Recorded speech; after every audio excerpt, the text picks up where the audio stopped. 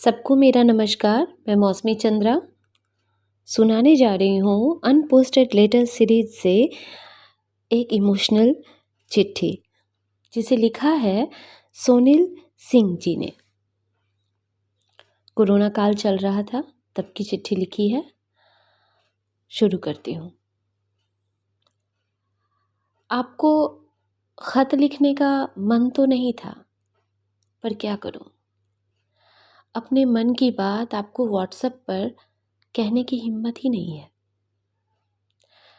आपको गए अभी केवल 5 दिन ही हुए हैं, पर मेरे लिए तो जैसे सदियां हो गई आपको देखे बिना। अभी अभी मन में ख्याल आया था कि कितना अच्छा होता और डॉक्टर ही नहीं होते। इस समय आप सिर्फ मेरे होते, मेरे पास होते।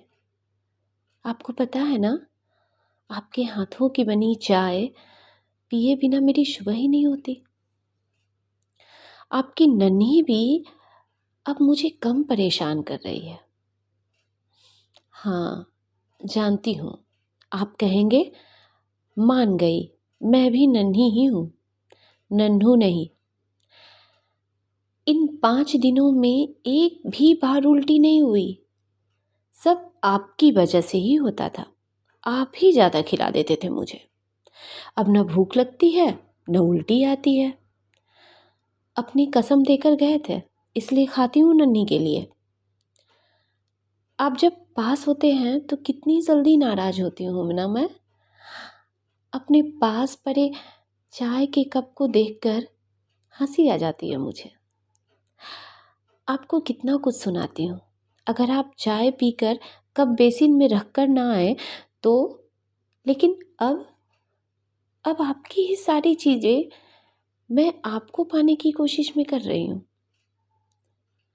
आपने कल जब फ़ोन किया था तब पहचान भी नहीं पा रही थी मैं आपको।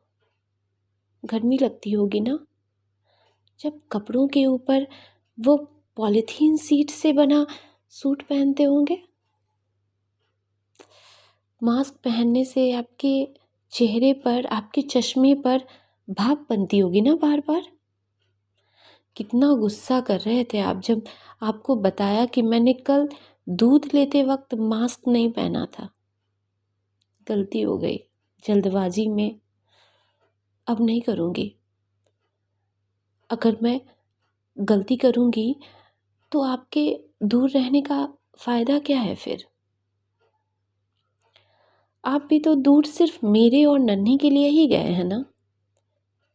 लेकिन आपको रोज़ इस बीमारी से लड़ते देख फ़क्र होता है। अगर नन्ही ना होती, न पेट में, तो मैं ये लॉकडाउन नहीं मानती, दौड़ कर चली आती आपके पास।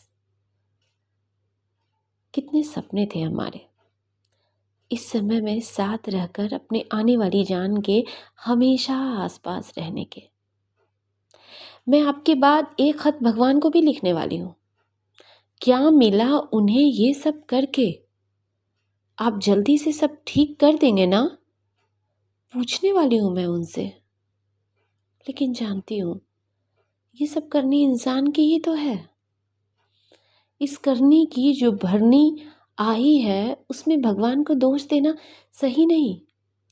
लेकिन हम तो हर उत्सव पर, अपने जन्मदिन पर वृक्षारोपण करते हैं, गरीबों को भोज कराते हैं, फिर ऐसा हमें भी क्यों झेलना पड़ रहा है? जानती हूँ आप होते तो मेरी इस कही बात पर बहुत नाराज़ होते, पर क्या करूँ, मैं तो ऐसी ही हूँ। मुझे बहुत गुस्सा आता है जब चाय खुद बनानी पड़ती है। खाने का मन ना भी हो तब भी अपने लिए कुछ बनाकर खाना पड़ता है। नन्ही को भी बस आपके किस्से सुनाती हूँ। कल आपके फ़ोन पर अचानक ही हलचल करने लगी थी। एक बात सुनिए, अगर ये नन्हू हुआ तो अब फिर नाराज़ हो जाएंगे ना। सुनिए ना, जल्दी आ जाइए। इस कोरोना को ख़त्म करके, इस जंग को जीत कर जल्दी आ जाइए ना डॉक्टर साहब। आपकी बीवी को आपकी बहुत ज़्यादा ज़रूरत है। सुबह से आपका फ़ोन नहीं आया है। माँ का मन भी आज बड़ा उदास सा लग रहा है। बार बार मुझे देख रोने लगती है। सच कहूँ, माँ तो आपकी है पर हरकतें ना बिल्कुल मेरे जैसी। आपको फ़ोन कर कर के थक गई हूँ। इतने मैसेज भेजें, क्या इतना भी समय नहीं आपको कि आई लव यू ही लिख दें कम से कम और भेज दें मुझे? जाइए, नाराज़ हूँ मैं आपसे। अब जब तक वापस नहीं आ जाते बात ही नहीं करूँगी। लेकिन इंतज़ार है आपका।